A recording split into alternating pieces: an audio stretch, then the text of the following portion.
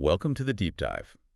Today you've brought us a really compelling and, in some ways, a pretty troubling question. Hmm.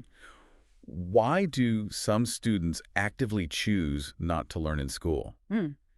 To explore this, we've got a fascinating piece of academic work to draw on, a paper by Ruth Garner titled Choosing to Learn or Not Learn in School. Right. Our goal in this deep dive is to really understand the why behind this not learning thing and to sort of pinpoint what aspects of education might, you know, inadvertently lead students down this path. Yeah, and it's super important, I think, for us to clarify right off the bat that we're not just talking about students who struggle academically. Oh, As both Ruth Garner and Herb Cole pointed out, there's a really big difference between a student failing to get a concept and a student actively deciding, like, not to engage with learning at all. right.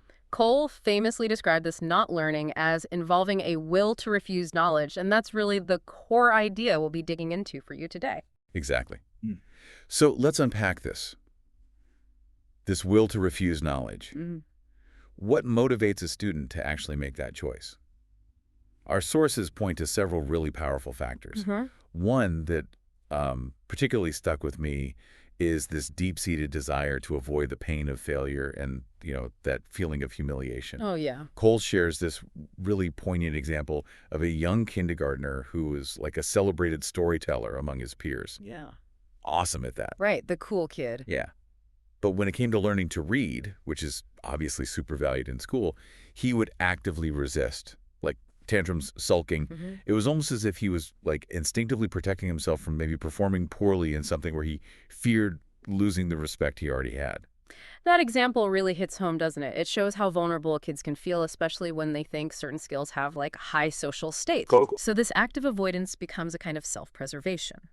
Now, if we shift focus a bit to older students, especially those from underserved communities, we see another really strong reason for choosing not to learn. What hits? A fundamental belief that school just isn't relevant. Like, it has nothing to do with their actual lives or their futures. Right, and that's where Jonathan Kozol's work is so important. He talks about how the initial hope and faith these kids often have early on, Yeah. it can really erode by like 5th or 6th grade. Yeah. That's often the turning point. And sadly, that's when we start seeing more truancy and, well, eventually higher dropout rates. Hmm. Ruth Garner's own research found this too. She met 7th and 8th graders in Chicago openly talking about dropping out, Hmm. especially if they thought they might have to repeat 8th grade because they weren't doing well. Mhm. It paints a really disheartening picture of a system that, in their view, isn't offering them anything useful anymore. And it's important to remember, this isn't just about socioeconomic stuff. Garner also saw this in Dan Wilcox's high school English class in California. Interestingly, it wasn't the students who were like new immigrants struggling with English who were refusing to write. Oh, really? Who was it then? It was the American-born students who just didn't see any point in the assignments. They just wouldn't do them. Wow. Which suggests, maybe a broader sense of disillusionment with the usual school structure for some kids. Okay, so this is where it gets really interesting, I think, because Wilcox, seeing this disengagement right there in his classroom, decided to try something different. Uh-huh. He noticed that outside of class, his students were always sharing stories with each other, about their families, social lives, jobs, all the real stuff. Stuff that actually mattered to them. Exactly. So he basically flipped his writing program. He put student choice right at the center. They got to pick their own topics. Their audience became their peers, like in other schools, Right. through online platforms. And they had way more freedom in their writing style. Wow. The teachers kind of stepped back into a supportive role, mostly helping with editing when the students actually asked for it. And what's so fascinating about this is the impact it had. I mean, unsurprisingly, Wilcox's students who were already doing well, they kept doing well. Sure. But the truly amazing thing was the change in 6 students who had basically been failing, mostly because they just refused to do any writing. Right. Garner actually names them Alfredo, Carmen, Dolores, Ernesto, Francisco, and Lupe. Each had their own reasons for being disengaged before. Mm. But when they were given this sense of ownership over their writing, they started writing. And not just a little bit, they wrote a lot. Wow. And the researchers really tried to figure out why, right? Like what flipped the switch? Exactly. They looked at the usual suspects, like grades or even the novelty of using computers. But those things hadn't worked before. Their main conclusion, and this is really key for you listening, was that it was the personal control. That sense of self-determination these students got from writing about their own lives and choosing how to say it, that's what unlocked their engagement. It really shows how powerful just letting students write for reasons they think are important can be. It's transformative. Absolutely. And this whole idea of personal control links up really nicely with the concept of flow experiences from Mihaly Csikszentmihalyi. A flow, yeah. Flow, as you probably know, is that state where you're just completely absorbed in enjoying an activity. You're so focused, you kind of lose track of time. Totally. Love that feeling. It's inherently rewarding, right? And Csikszentmihalyi explains that flow usually happens when there's a good balance between how challenging a task feels and your current skill level. Okay.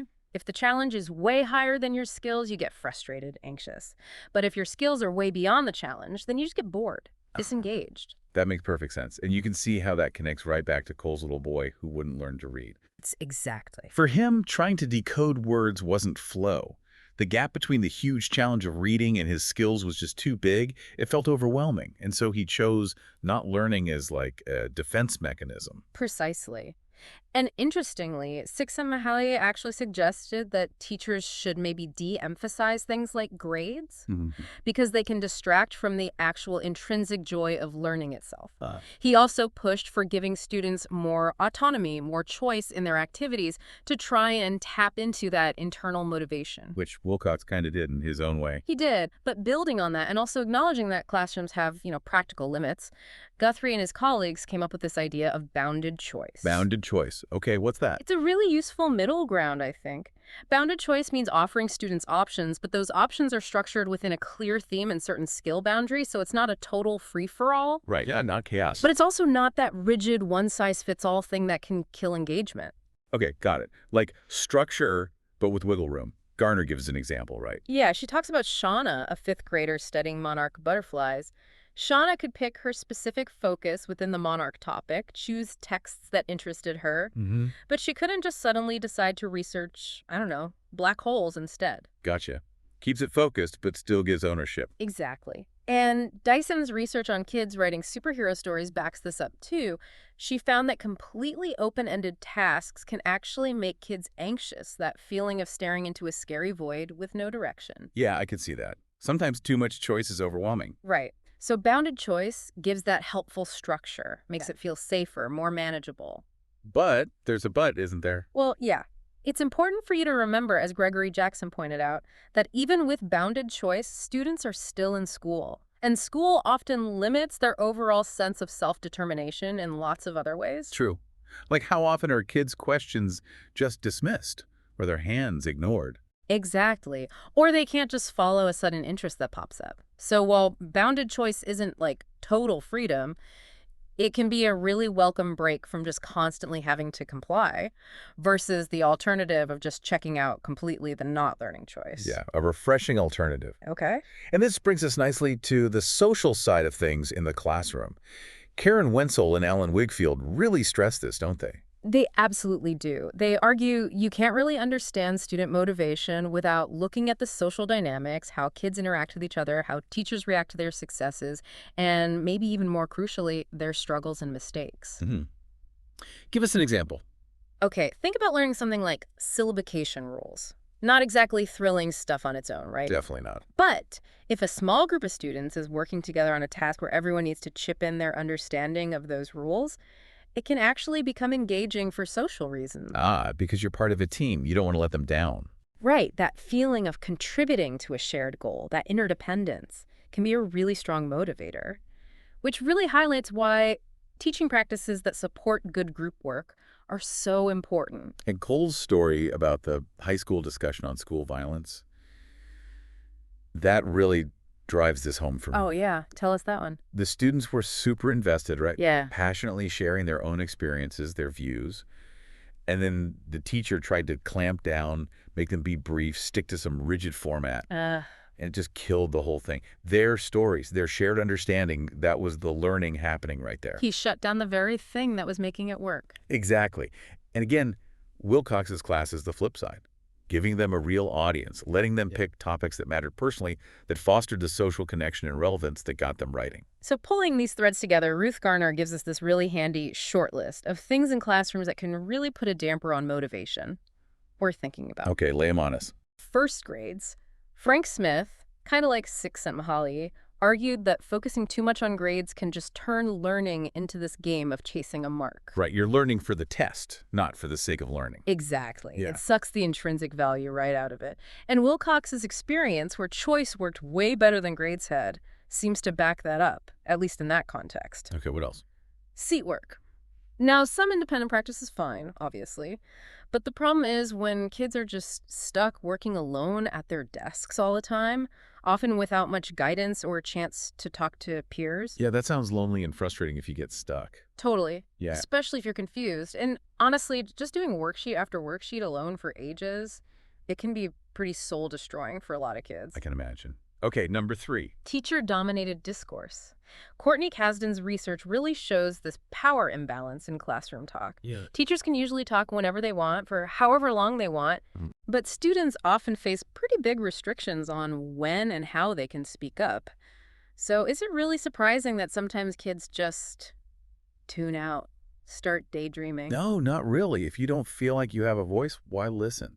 Pretty much. So all this really points towards the need to integrate the language arts, doesn't it? That's what Roller, Fear, and Herman argue. Yes, exactly. They say that the old way of teaching, speaking, listening, writing, reading as totally separate things is just wrong because they're all connected. They're social acts. Right. Think about the typical school schedule. Right. Reading block, then spelling test, then handwriting practice, then maybe composition later. Yeah, Ayers called those traditional classrooms sorting machines, right? Rigid schedules, breaking everything down into little boxes. Yeah. So what's the alternative? Well, programs like Cognitive Strategies in Writing, CSIW, offer a different model. In those classrooms, writing isn't just a separate subject. It happens in science, in social studies. Ah, writing across the curriculum. Right. Kids write daily. And peer conferences are huge. They connect the writer, the reader, and the text. Students learn to write clearly so their friends can understand, and they get real feedback from readers that helps them revise. That makes so much sense. It's authentic communication. And Roller and her colleagues stress that this integration has to connect with what students find personally important.